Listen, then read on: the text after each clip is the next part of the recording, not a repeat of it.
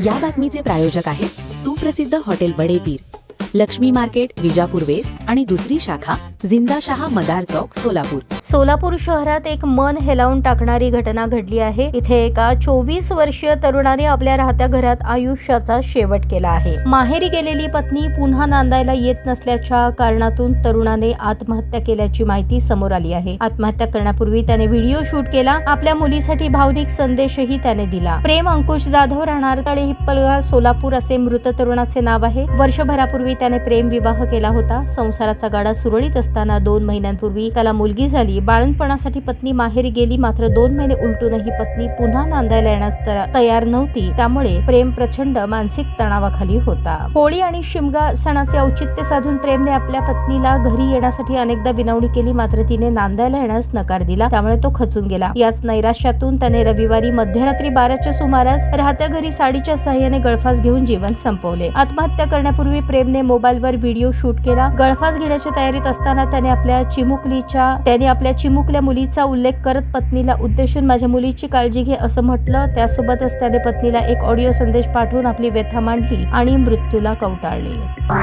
ताज्या घडामोडीसाठी पाहत रहा लोकराज्य न्यूज मराठी.